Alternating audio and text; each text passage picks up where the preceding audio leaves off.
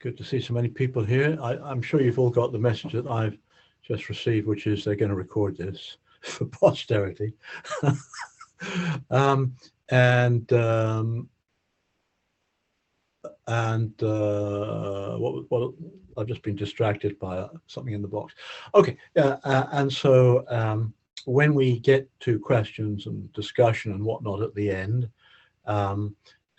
if just remember that that we are being recorded.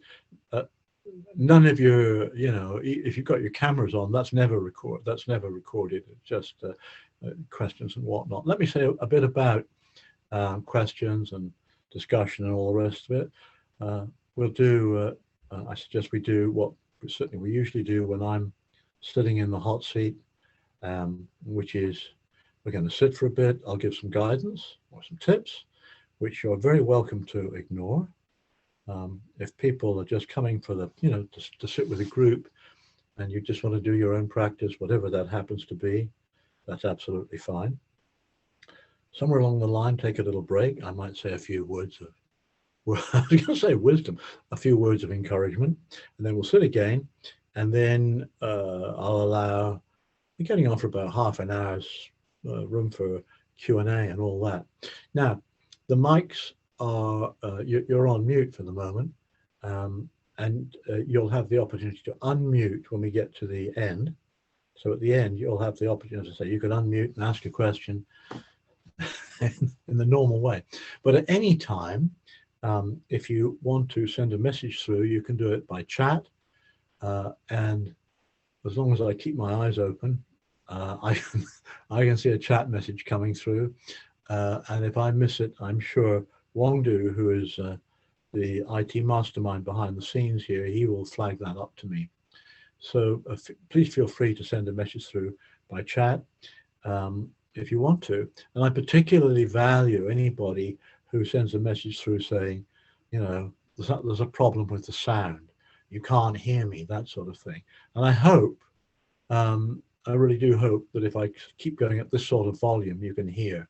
I was at a Zoom meeting, quite a different meeting at lunchtime today, where the speaker's sound quality was really dreadful. And, it just affects the whole thing. So if there's a problem like that, do please send something through in the chat, and I'll see if I can fix it. If it's just a question of me speaking louder or softer, that's relatively easy to do. So some of us here, I'm just looking at the list of names. Some of us here I recognize as being, kind of like long-time meditators, I guess, long-time attenders at this class even. Other people may be total beginners to meditation, completely beginners at meditation, or new to the class. I would encourage us all to be beginners. And I really mean that.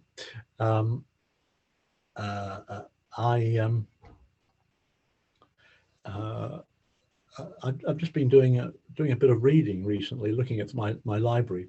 Back in the 1970s, there were several very influential books.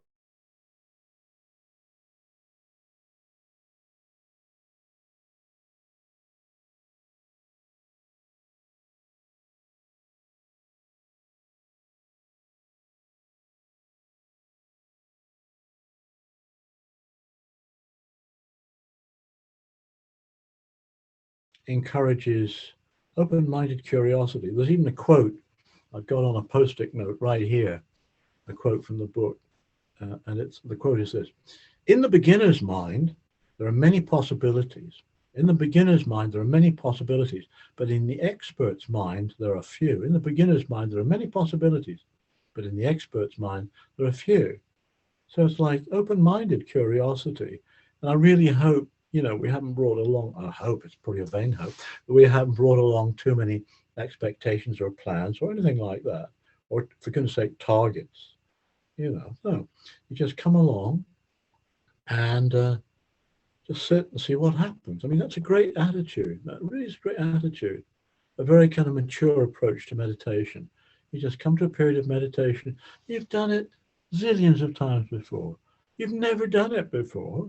You just sit and see what happens. Beginner's mind, open-minded curiosity. Whatever is possible, we're here waiting for it, kind of thing. It's that sort of attitude. So I really like that. I really like that. And in as much as I can see people, if you've got your cameras on, some have, some haven't. I see you brought along all the equipment, all the perfect equipment you need. And I'm not referring to, your favorite meditation cushion or bench or whatever, or a Buddha Rupa or anything like that. Everybody's brought along their body. And I suspect they've brought along their mind as well. Because what you really need is a body and mind. That's the perfect equipment for doing a bit of meditation. Everything else, like posture and so on, and candles, incense, and flowers, a Buddha Rupa. Buddhist Society has provided a lovely Buddha image there with a picture of flowers and some candles there. All of that just helps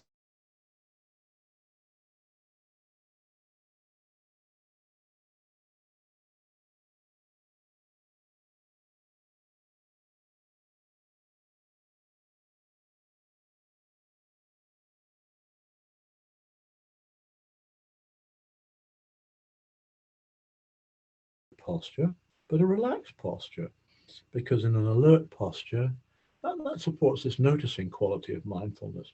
Buddhism is a knowing, noticing faith. Right? I'll talk about faith a bit later on, perhaps. But Buddhism is a faith in the conventional sense of faith, and it's a knowing, noticing, Gnostic practice. And so to notice and to know, you have to be alert. That's all. I have to be alert. And so an upright posture is helpful.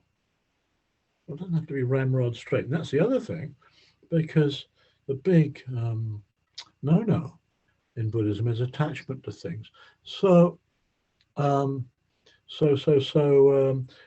relaxation helps as well. The idea of noticing something and letting go, noticing something and letting go. I'm just moving forward because somebody has sent me a message. I'll turn to that in just a moment. So posture is an alert posture and a stable posture, but also a comfortable posture and an easeful posture, a relaxed posture. If we're uptight, frankly, what's going to be in the forefront of our mind realistically is the uptightness. So we can relax, relax. And this is quite, alert and relaxed is quite secondary to, am I sitting in the full lotus posture? And do I put my hands in a beautiful mudra, a beautiful gesture or not? All these things may help, but is it alert? Are we alert? Are we relaxed? And I can't answer that for you. I've got to answer it for me, haven't I? Alert, relaxed posture. And let me just digress for a moment, because somebody sent a message through asking for the book, because there was things froze apparently. And this is you won't be able to read it, but I can't show it to you, and I certainly can't type it through at this time. But the book is called Zen Mind, Beginner's Mind, Zen Mind, Beginner's Mind, and it's by a Japanese master called Suzuki, like the motorbike, Suzuki, Suzuki, Shunryu Suzuki, Zen Mind, Beginner's Mind. And I wouldn't call myself a Zen practitioner, but it's a very helpful book. That's a great attitude, isn't it? Zen Mind, be a beginner. Right now, be a beginner, even if you've been practicing meditation for ages and ages and ages. Body and mind. We've got a body and an open mind here. And it's very good to spend a few minutes experiencing the body, not thinking about the body, experiencing the body. So we set the body up, alert, relaxed posture. Hands are wherever they're placed, out of the way, parked. And so we notice the urge, the impetus to move them. It's all about nature study, isn't it? Observing our habitual patterns of behavior. And we've all got habitual patterns of thinking about our bodies. And I'm suggesting for just a moment or two, we take a radically different approach to the body, which is, how does it feel?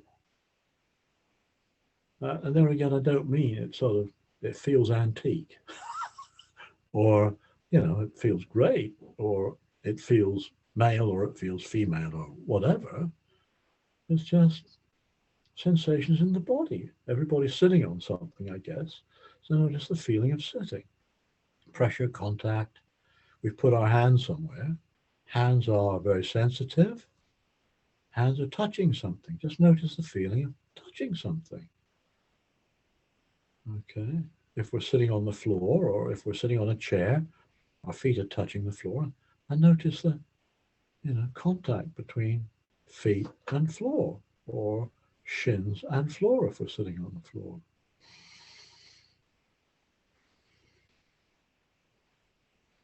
And other significant physical sensations are the feeling of the breath in the belly, the abdomen, pressure of the waistband.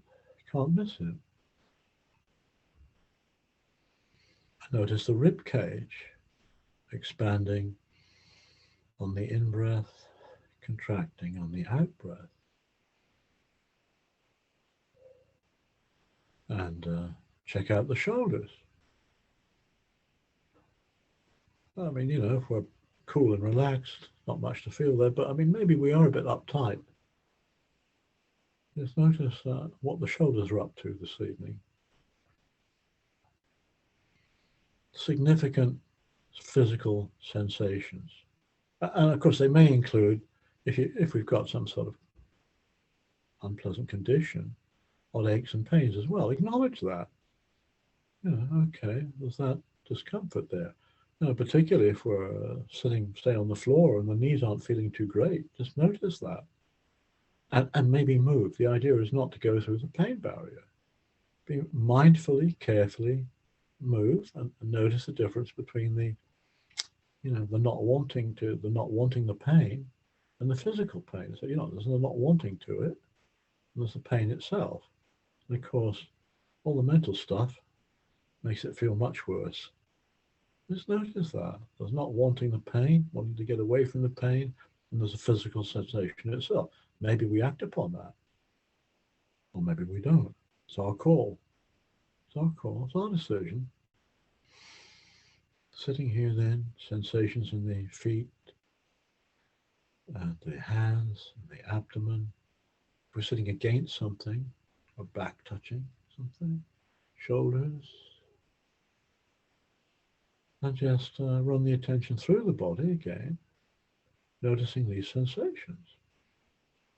Start at the feet, moving up the legs, stretch of the knees perhaps, the upper legs,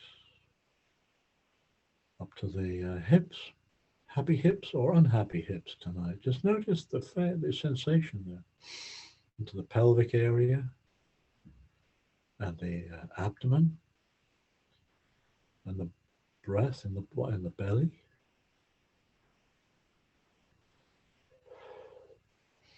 Up into the chest, the expansion and relaxation of the rib cage.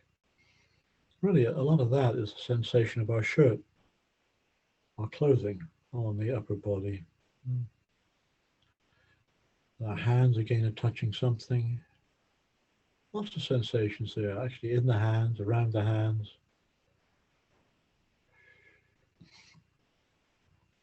The lower arms, maybe clothes are touching, around the elbows, up the upper arm. Muscles there, armpits, shoulders. Haven't said much about the back yet. Any sensations in the back? Well, around the shoulders, perhaps. Again, the scapula, the shoulder blades. Up to the head, lips touching. Any sensation in the jaw at all?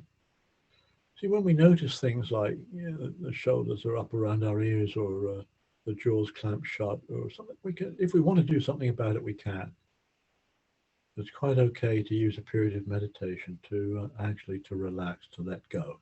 But it's a fine line, relax, but please stay conscious.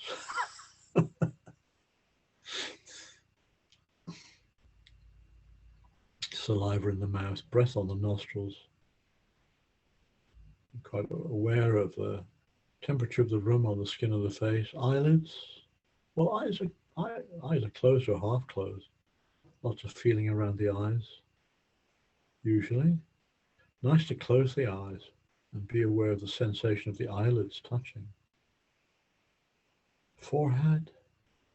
Don't be fooled by this idea that meditation is all about concentration. You know, if you're screwing your forehead up, furrowing the brow, that is wrong concentration in this practice. Get a headache. That is not very wise. Sensations around the face and into the scalp. And then just notice, be a bit eccentric. Be a bit eccentric. Any sensations on the top of the head at all? Be aware of the sensation of no sensation. Huh. And Ajahn Barry's coming next week. He likes to suggest we rest our attention on fingernails. No sensation there often. It's interesting, isn't it? To pay attention to the feeling of no particular feeling. Interesting. It's like listening to the sound of silence. It's like being aware of what it's like not to think. This is getting into interesting territory, isn't it? So you can begin with a simple practice of being aware of this clunky body sitting on a cushion or a chair. And you can see where we're going with this. Or being aware of the actual process of being aware of sensation or of sound, yeah, or of thinking. So this is a practice of cultivating awareness. What's the state of the mind really like? It's the contents of the mind with all the sensations in the body. Right? They manifest in the mind as some sort of content, don't they? Pleasant, unpleasant. But the backdrop of this is the mind itself. Open-minded curiosity, said at the beginning. Open-minded curiosity. It's the open-mindedness. So we're pointing the attention momentarily at these different sensations. But as we do it, of course, we're aware, if you like, the big picture, the mind experiencing all of this.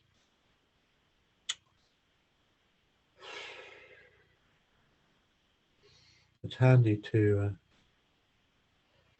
stabilize things a little bit with the breath or any other meditation object we use.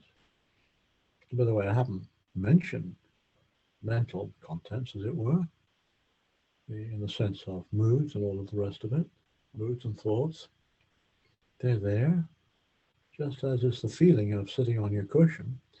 So there is the, feeling of being a bit angry, or the feeling of being quite blissful. There's that little itch running around your shoulder. There's that little thought running around in the mind. You just notice that. It's all happening. The heart is beating and thinking is occurring as well.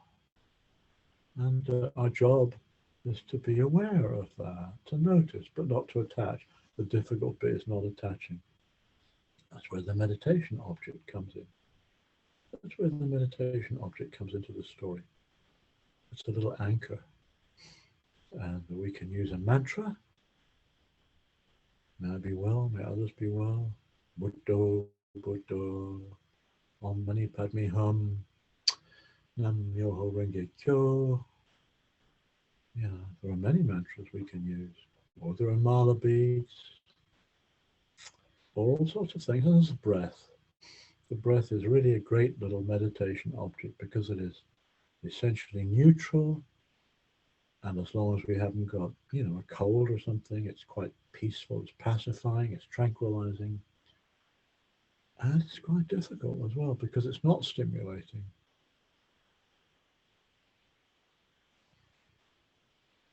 So that's when we take refuge in the breath.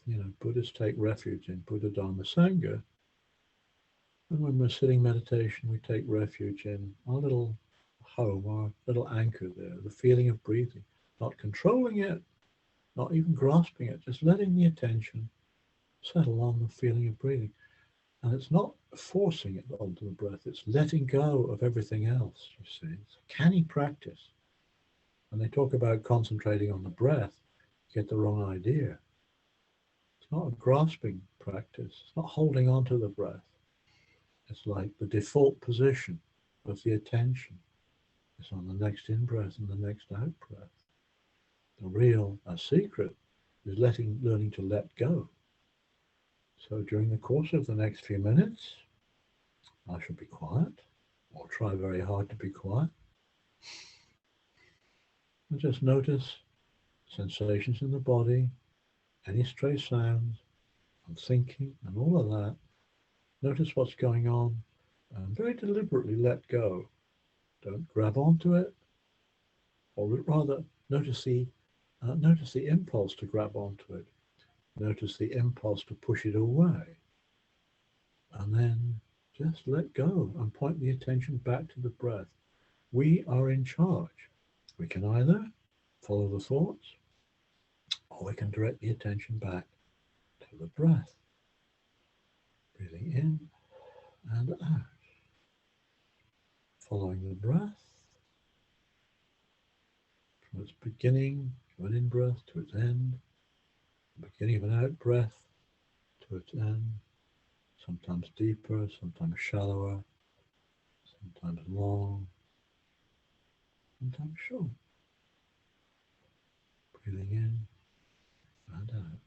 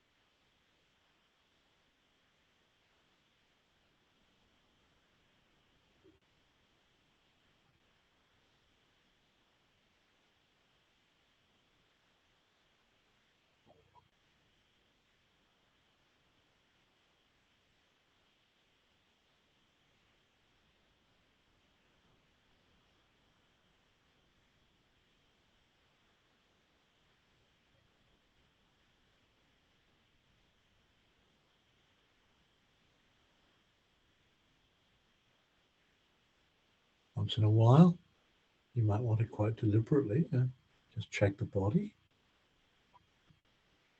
If I was slumping and nodding off, that's not a fault, but we'd rather not do it. That's for bedtime. So if we find ourselves slumping, just put a bit more energy into an upright posture. If we're really getting drowsy, you sit with the eyes open.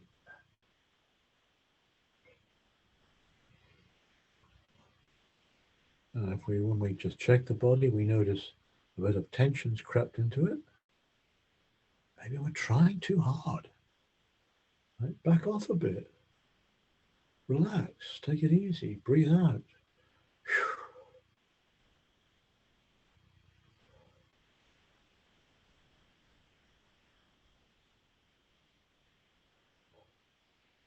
Breathing in, energizing the body.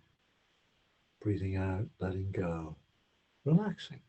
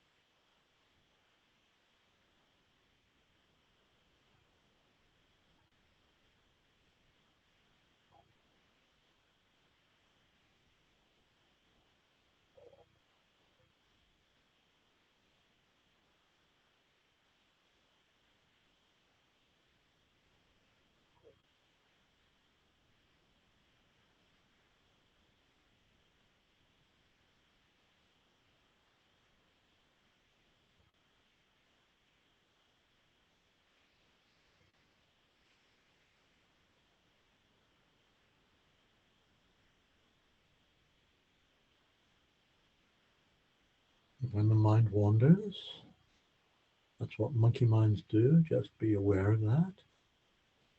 Put a label on it, planning, worrying, remembering. Notice it, let go, attention back to the breath. That's the real effort.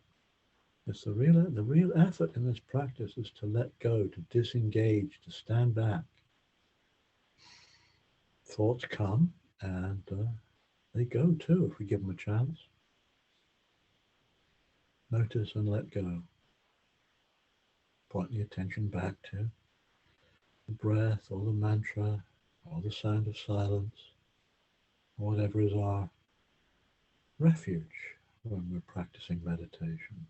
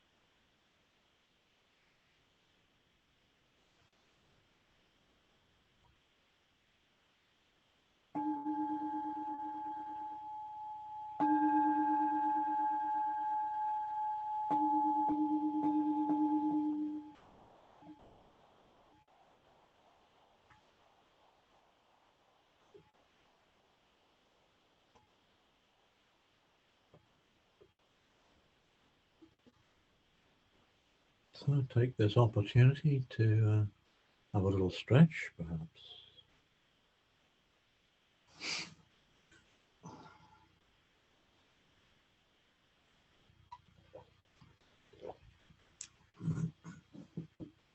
We're a bit late starting this evening, and it was my fault because I was talking to Odin, who's the secretary of the Buddhist Society, about classes over the Easter period, and you know, one thought leads to another thought, in case you hadn't noticed.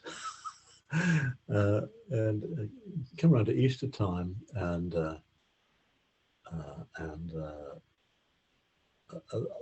for me, Easter could be a time of very considerable doubt, because, well, Easter is the most important festival in the Christian calendar. The important things happened then. Jesus Christ was crucified and then rose again from the dead. I mean, this is the Christian story. So that's the central belief in Christianity is that, right? And you know, the invitation is to either believe it or not, isn't it? And if you don't believe it, you have these doubts. If you do believe it, you might certainly have doubts about the alternatives. You know, and doubt in Buddhist practice, doubt is one of the 5 hindrances. The sense, along with lethargy and ill will and scatty-mindedness and all the rest of it, doubt is one of the obstacles to our practice. It's not an insuperable obstacle, but it you know, if you doubt what you're doing, you're not going to practice. Probably not. And when we talk about doubt, I'm not talking about everyday sort of uncertainties. You know, tomorrow morning, I'm really not sure right now, whatever time it is, 7:10 right now. I'm not sure whether I'm going to have like ordinary, you know, muesli or granola for breakfast, or whether I'm going to have porridge. I could think about that for quite a while if I want to. I don't know at the moment. It's not about that sort of doubt, and it's not about, you know, the major uncertainties in the world today. You know, climate change, or what's going to happen in Ukraine, and World War III, all sorts of uncertainties there. And one can, you know, have doubts about all of that. It's not that, it's doubts about this Buddhism business, this Buddhist practice we're undertaking. That's the doubt, sort of doubt, which is a hindrance, because clearly it can undermine our practice completely. And I think everybody who probably engages in any sort of spiritual practice must go through periods of doubt, the dark night of the soul and all this sort of thing. Now, some doubts about Buddhism, I think, can be solved by doing a bit of study, a bit of work, a bit of asking around.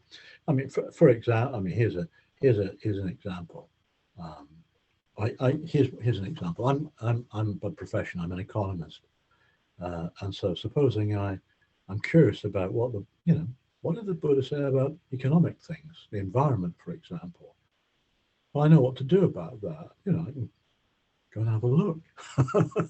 I mean, well, a lot of people just make things up on the hoof and say things like, I'm an economist, you know, I'm a Buddhist, therefore everything I think about economics is Buddhist economics, which is baloney, obviously.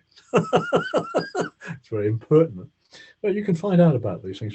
Or here's another very interesting one. You know, is everything determined by karma or not? That doesn't. No, you can do a bit of work. We can all find out the answer to that, actually. So that I don't really mean that sort of if you like, intellectual doubt. You know, but it's quite okay to explore all of these things. Oh yes, I'm interested in this. I'd like to find out. I'd like to dispel my doubts about karma, for example. Well, you can do that. Now, the sort of doubt I'm talking about is the one which says, I've been doing this practice for years, and it's not working. You know, it's not working. The Buddha got it all wrong. You know, Jesus Christ had got it all right. Or rather, I mean, is this the right practice for me? You know, is Theravada Buddhism the right practice? Or this guy here is talking about Zen Buddhism, maybe that's the way to go. Maybe that's the way to go.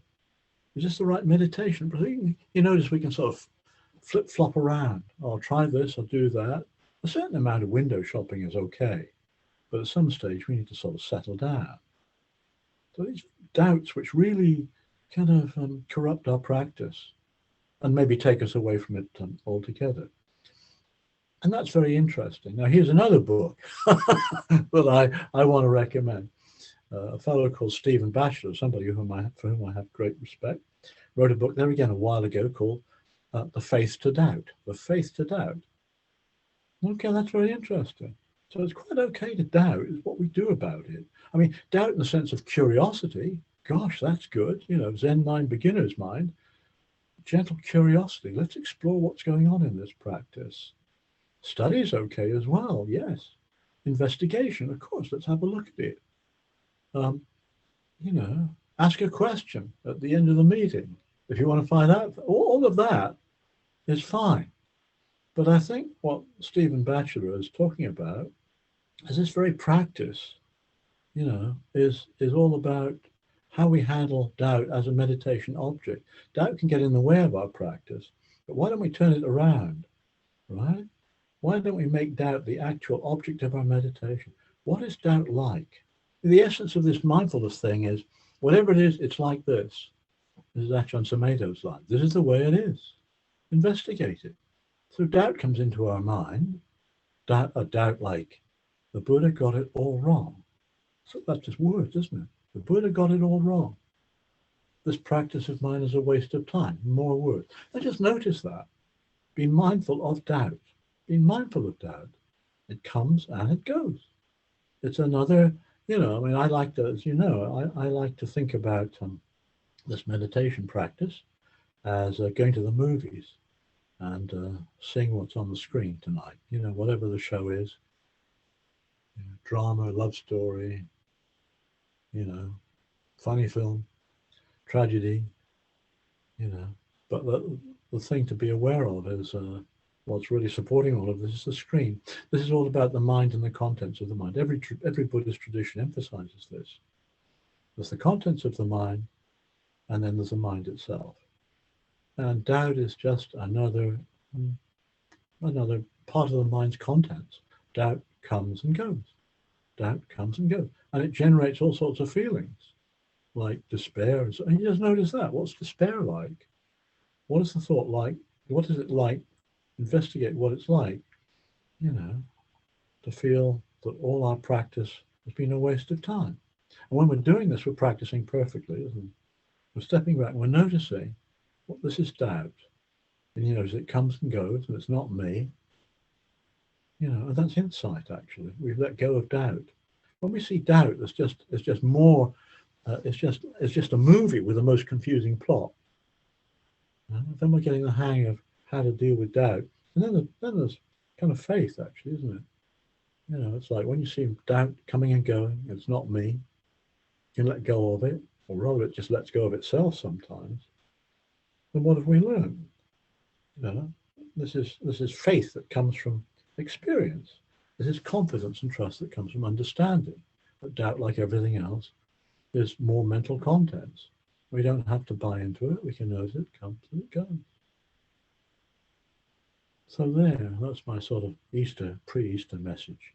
I might say a bit more later on about what the Buddhist Society is going to do over the Easter break. So let's do some more sitting now. Compose the body.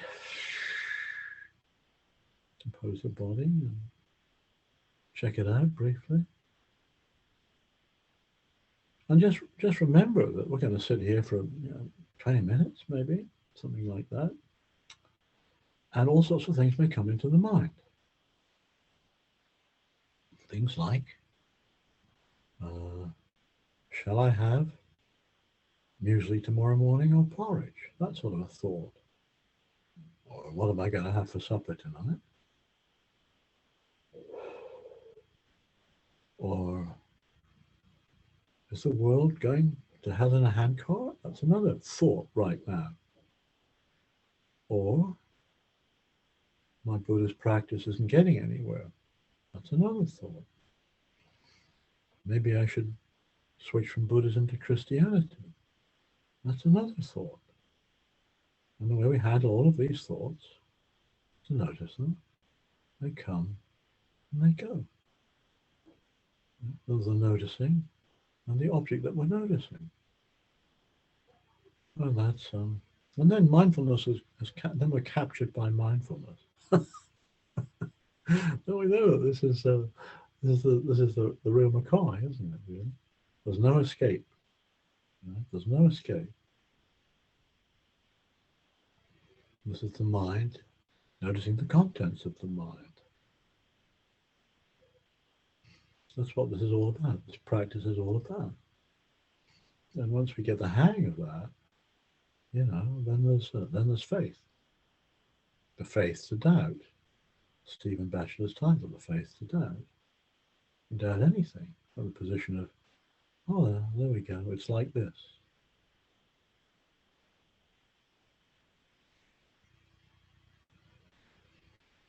Settling back, being aware of the breath, long breath, short breath, in breath, out breath. The feeling of the beads, if we use mala beads, the mantra we use, the words, may I be well, may others be well, or the sound of the silent mind.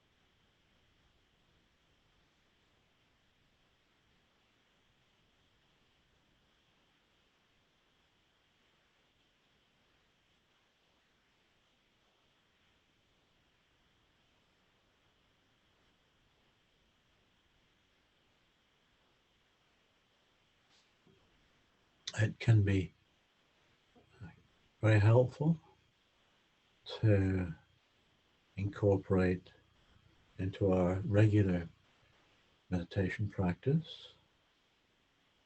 a little bit of metta bhavana, cultivating goodwill,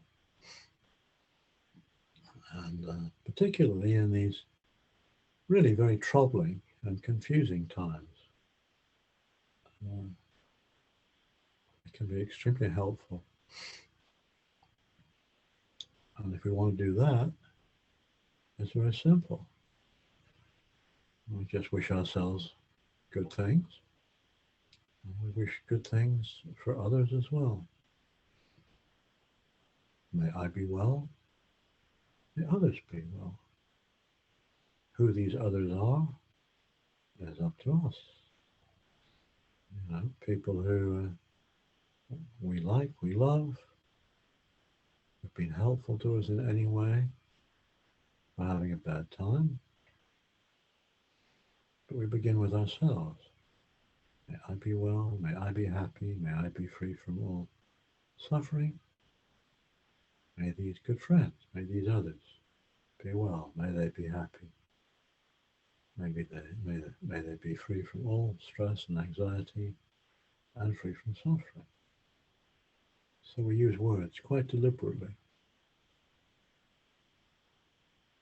On the in-breath, I like to link this with the breath, which is, I suppose, my main meditation object. Breathing in, may I be well, may I be free from suffering. Breathing out, may these others be well, may they be happy, may they be free from all suffering.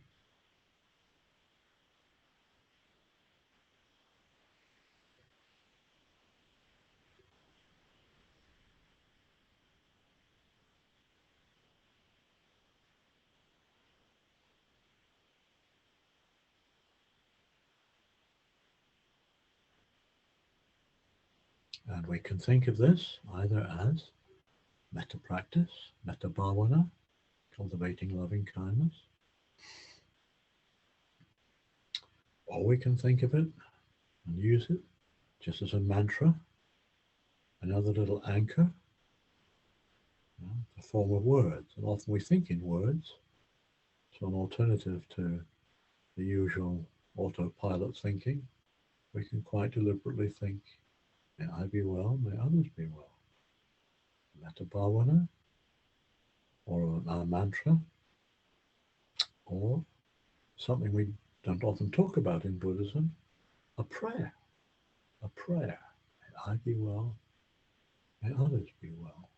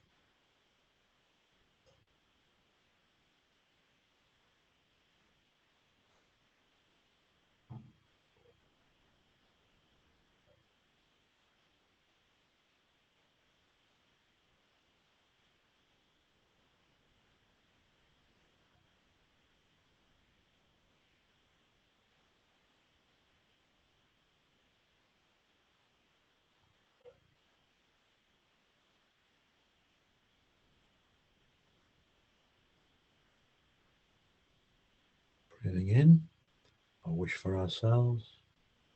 Breathing out, sharing that heartfelt wish with others.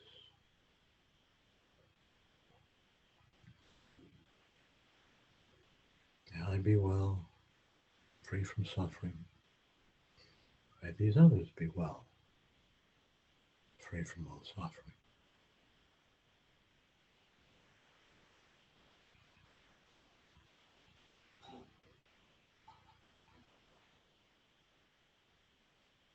May all of us here be well and free from suffering. May all of those over there be well and free from suffering.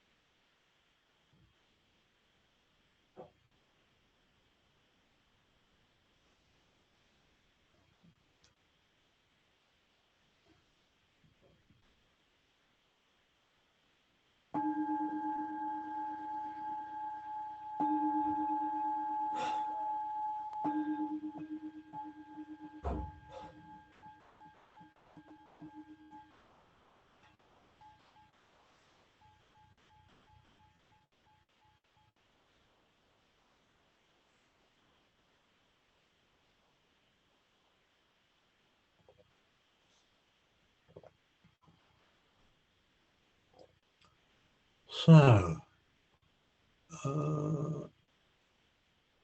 time for questions and discussion.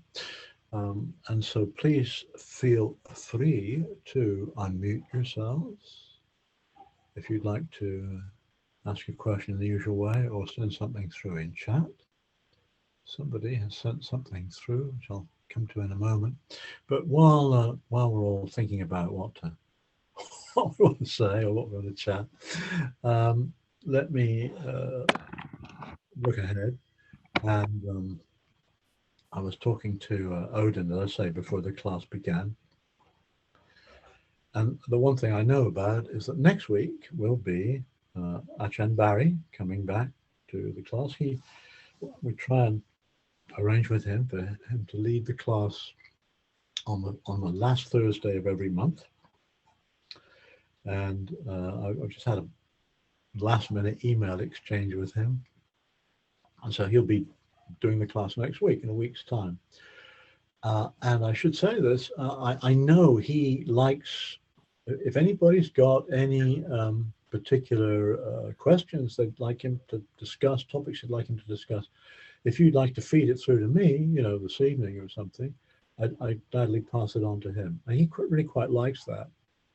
He'll often sort of say something like, what do you want to do tonight? What do you want me to do? And I'll say, and he says, well, I always do the same thing anyway every so if you've got anything you'd like me to feed through to him, please let me know. And then that will be the last class before the Buddhist Society break for Easter.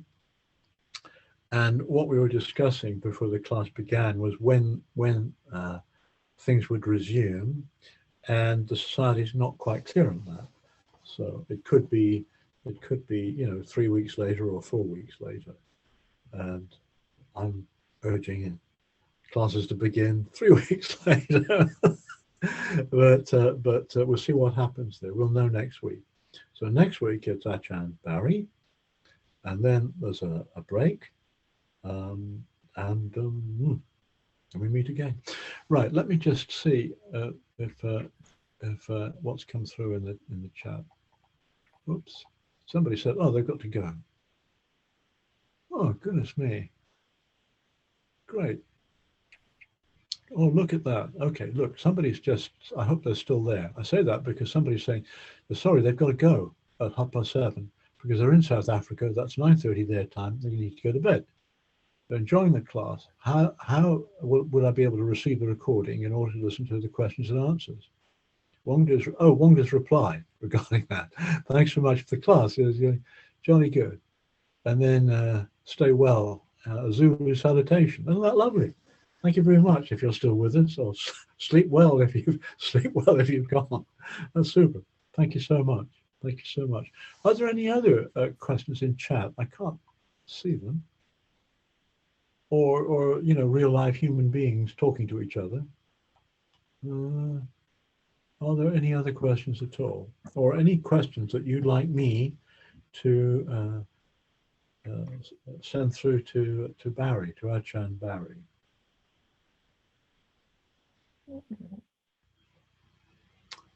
Please do. So everybody is unmiked, or at least you have the opportunity to be unmiked.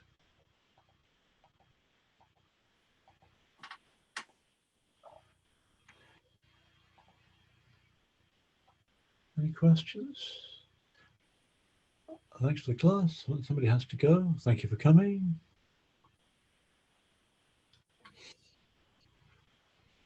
Barbara, yes, I see it. I can't see everybody because I don't know why I can't see actually everybody. Wongdu, is it going to be possible for me to sort of have a... If you look, Colin, if you look at the gallery, then you will see everybody. Click on the gallery. Yeah. On top of your screen. I know. That's what I usually do. Yeah. Never mind. I've got a question from Barbara. I can see you as well as hear you, okay. I hope. Thank you for teaching, for your teaching tonight, Colin. And you talked about doubt. And I certainly have had doubts about my faith, and it's not just that I come to the Buddhist Society, but I'm also involved with the Catholic Church and the Catholic faith, and it's not all. I go to Quaker meeting, but it doesn't seem to contradict. They don't seem to contradict each other, but sometimes I feel it's just too much to spread myself in so many directions. And I wondered if you would like to talk about it for a little. Well, I like buying insurance too. Look, I mean, speaking from a Buddhist point of view, there's absolutely no problem about that at all. I mean, I remember, I'm sure I've said this before, one of the very first retreats I went on at Amaravati, sitting across the room from me was a Christian nun, dressed as a Christian nun, great big pectoral cross on her chest. And I didn't have a problem with it, and she didn't have a problem with it, otherwise she wouldn't have been there. I mean, at the level of practice, I see, well, from a Buddhist point of view, at any level, I don't see there's a problem. At the level of practice, it certainly isn't. And everything I've heard, well, from what I maybe I haven't heard everything, but almost everything I've heard from my association, say, with the monastics at Amaravati and Chittost, is that, you know, their experiences of talking to, practicing with monastics from other traditions, is fine. There's no problem. Sort of silence is valued in very many faiths, you know. You know, when all the thinking falls away, what's there then? At the level of doctrine, obviously, there are differences. Let me be a very cheeky Buddhist and say, so what? So what? You know, it's like, as I say, but perhaps that's because I've been doing too much of this Buddhist practice. I mean, if somebody wants to tell me that, you know, that everything in the Bible is true. Well, I don't think Christians even say that everything in the Bible is true at the moment either. But I mean, you know, the Easter, we're coming up for Easter time, and they tell me that the Easter story is true, and I don't have to contend with that. You know, it's like, okay, that's fine. You do it your way, and I do it mine. And I don't, you know, it's not a question of you know, I'm right and you're wrong. It's I mean, I don't think we Buddhists do it. We you know, it's like there are questions, obviously, that come up in Buddhism, like, you know, do we, are there, you know, is there one monolithic God in Buddhism? The answer is there isn't. Are there sort of deities and bodhisattvas and whatnot? The answer is there aren't. But sort of, so what? You say, so what? I mean, I just don't see that there's a, from a Buddhist point of view, I don't see there's a problem. Now, from the point of view of a Catholic or a Muslim, there might well be problems for Catholics or Muslims, you know, doing that. Might well be.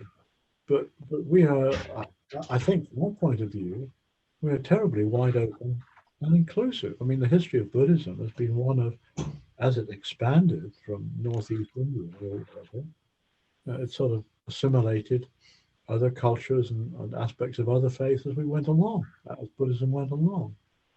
And it's not, I about it, but I can quite understand that, you know, you might well be. I mean, there again, let me take a very hard line approach to your question. You know, you say, well, you know, you're sort of feeling you're overextending. I mean, maybe you are overextending yourself. I don't know. I mean, the feeling of discomfort and dis-ease is something, I'm going to say it, I mean, it's more stuff that passes through the mind. Oh, there's this unease about what I'm doing. That's interesting. It comes and it goes. It's like, when you have a bedtime cup of cocoa tonight or whatever, is that still there in the mind? No, it's probably what manifests in the mind is the flavor of the cocoa. So these sorts of concerns come and go. But I'm looking at it from the point of view of Buddhist practice, you say. I don't know whether that helps or not, but I say from a Buddhist point of view, there is no problem about any of this. I remember on one occasion I went to Amaravati with my old mum, who was, a very good, very sincere, member of the Church of England, and she was visiting us one day, and we took up to Amaravati. And the first person she met at Amaravati was Ajahn Suchito. And if you know Ajahn Suchito, you can't mistake him. He's a Buddhist monk. He looks exactly like a Buddhist monk, shaven-headed and all the rest of it. And he was being very friendly. And then appeared on the scene a Sufi, because it was just some sort of intermonastic gathering, you see. And everybody was getting on extremely well. And my mother seemed to handle it quite well, you see, quite well. But so as I say, from a Buddhist point of view, the real issue that Buddhists have to encounter is somebody from another faith tradition just confronting them and saying, "You've got it wrong." Or I mean, occasionally, and so I mean, I know of one Buddhist tradition who will say, we're the only way of doing it. We've got it right, and the rest of you Buddhists have got it wrong. Now, my reply to all of that is, what you're doing is right from your point of view. Keep up the good work. It's like that's my kind of response to all of this. What's right for me is what's right for me on the basis of my understanding and my practice. But you're doing it differently. I respect that. I've just had some more chat coming through, which I think maybe, here we are. Right. Thank you very much. Hang on. Let me pick up this one from Lisa. Right, here we go. That guidance. Ask a question about managing physical discomfort during meditation. Right. Come from COVID, I noticed meditation, how the breathing process feels different from this following this illness. I don't know how the mind reacts to this. It tends to raise worry. Yes. When noticing the difference in breathing sensations, such as, what if the breath doesn't fully recover? I've learned in meditation that what if thoughts tend to trigger a cascade of further thoughts. Yes. And worry and so on. If they're not let go of early on, if they're not, yes, okay. Radical acceptance appears to be helping by recognizing, well, maybe the breathing process won't ever feel the same again. Maybe that's okay. And that's how it is. Any other tips regarding gratefully received? Oh gosh, well, I mean, it's almost Lisa, you're passing on advice to the rest of us. Actually, I mean, I haven't had COVID. I can just imagine my concern if as a result of having this virus, my breathing was different. I suffered from shortness and breath and all the rest of it. And I'm human too, just like you, and I'd be worried, just like you. And one thought leads to another thought, for me as it does for you too. And that is the human condition. I mean, I think what I'm trying to say is that's why I'm a Buddhist, actually, because the reason I got into Buddhism was as a teenager, I have to say, an appreciation of one's own mortality, actually. Or put it another way, you know, bodies fail us. We do get ill and we get sick and all of that. And Buddhism sort of confronts that head on. I mean, this is the starting point for, you know, why I'm a Buddhist, actually. It's like I can't rely on all of this. I can't rely on all of this. I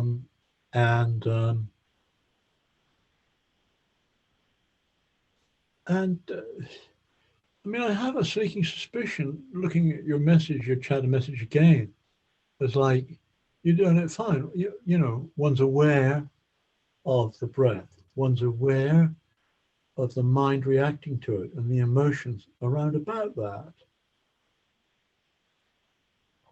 And you say to me, metta and very best wishes to me, but I want to say, please keep sending metta to yourself as well in these troubled times. And if you're recovering or you've even got COVID right now, I mean, I sent off a test today. I'm a guinea pig. And so I was, you know, today I stuck it around the back of my throat and up my nose and sent it off. And, you know, it's like I'm feeling pretty good. But it's like the mind goes, well, what? You know, I don't want to get COVID. I don't want to get COVID. So it's like, what's the antidote to that right now? It's like wishing ourselves good things. And it's quite okay to wish ourselves good health. It may be a losing battle, frankly. You know, it's like, may I be well. So, I mean, I think it's important to bring to our mind our own good qualities, actually, our own good qualities. And I keep on saying, you know, good people. I mean, I'm sure everybody, you know, in this group this evening, you know, compared with the national or international average, we're pretty good people, actually, and we deserve good things. And because we have these fragile, frail bodies, you know, we need all the tender, loving care we can get. And so we've got to do the best we can for ourselves by sending thoughts of well-being and loving kindness to ourselves. And does that actually make us, in a normal sense, heal any better? I don't know, is the answer. I don't know. I do remember stories from California when AIDS really hit there. And the Buddhists there were very much involved in sort of hospice work and all the rest of it. And the obvious question, and so there was a lot of metta, I mean, as well as practical help, there was a lot of metta and being generated and shed around. And I guess the question was, did it heal anybody? Was anybody physically getting any better? And the answer is, nobody knows. How do you establish that? But you know, people suffered at an emotional level less as a result of it. I think, you know, that's the difference, actually. It's like, you know, we've got these fragile bodies prone to getting sick and getting old and all the rest of it. And the question is, and that's bad enough. Nobody says that's a joy. And that's why, you know, I'm a Buddhist. But the issue, and the Buddhism bit perhaps helps me relate to this fragility of the human condition. I don't know if that makes any sense to anybody, but that's the best I can do. I mean, obviously, you know, with a physical condition recovering from COVID, you got to take it easy. That's the first thing, and not sort of we mustn't beat ourselves up because we can't, you know, perform in some way the way we used to. I mean, you know, there again, as we all get older, we learn from experience. I used to run a lot, and increasingly I find myself walking on a stick. I don't feel great about it, but there's absolutely no use in beating myself up and sort of saying it shouldn't be that way. Okay. In a way, it should be that way. No doubt, because I used to run a lot when I was young. That's the reason my knees are not in great shape now. That's the way it is. You know, that's if you go to the Amaravati website, and you'll see Ajahn Subhaddo regularly gives talks, and they are video and recorded and all the rest of it. And he's about 88, I think, 87, 88. And so increasingly he talks about what it's like, you know, from his point of view, being 87, 88. You know, and when he, you know, walks into the temple to lead, to give a talk, he comes in on a stick, and he's a bit fragile and a bit frail. And he can talk about that fragility and frailty from the point of view of, from his point of view, from the point of view of somebody who's been practicing Buddhism for an awfully long time. So, you know, that might be another helpful resource as well to turn to. Gosh, any other? That was very, very helpful. That chat message sent through. Could I say something? Yes. Sharon here. This may sound like a very silly question. What are the main reasons why we meditate? Not a silly question at all. I've been meditating for 30 years, but I still have that question. Why do we do it? Why are we doing it, really? Well, why are you know, it's like, I don't know how many people are still here on this in this Zoom meeting. But why? That's a good question. Why are we doing it? Now, I can tell you why I do it. I'm doing it because actually it helps. Okay, it helps. I know I'd be at the most trivial level, I'd be a less happy person if I did not. I feel like life would get on top of me more if I did not. Okay, I have a propensity, I know, to be depressed. I don't, you know, it's like there's a lot to make us all feel depressed. I find meditation helps. I mean, there are all these therapeutic, you know, reasons by which I'm convinced it's good. It's good for things like depression and anxiety and all of that besides. So that's one reason why I do it. I feel a better bunny as a result of doing it. It's as simple as that. But equally, I'm doing it because it's what Buddhists do, which is a silly thing to say, but I'll say it. But because when I do it, and this is getting back to this business of experience and confidence in the practice and doubt and faith, because I'm sort of an intellectual type, I can read, I've got all these Buddhist books all around me, actually, and I can read them all and become an expert on it, on Buddhism and this, that, and the other. But there's a shortcut, which is this practice.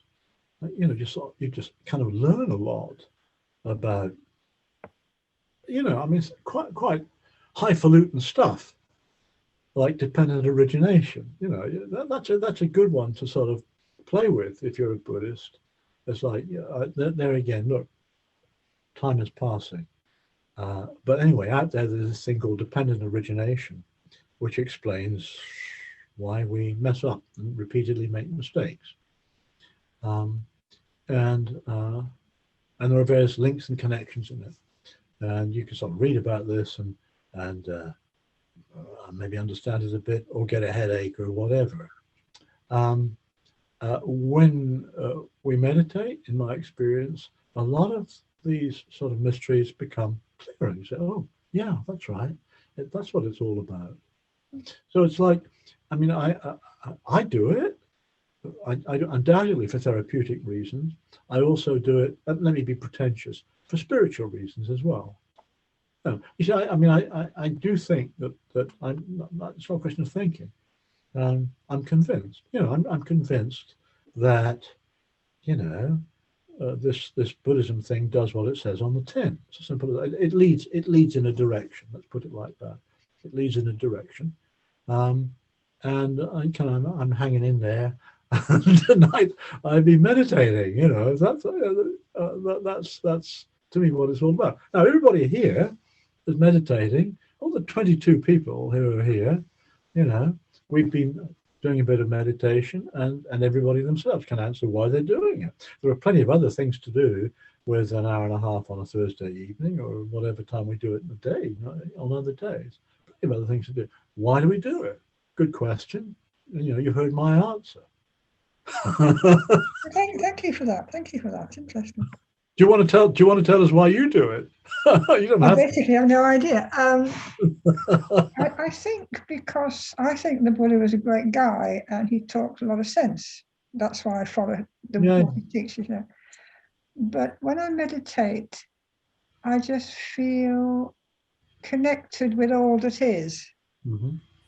And that suits me very well. And it kind of refreshes me. And I feel this is the first time I've done this with you. And this is really lovely for me because I live on my own. I'm a lone Buddhist in the wilderness. And I love this because now I feel sort of connected.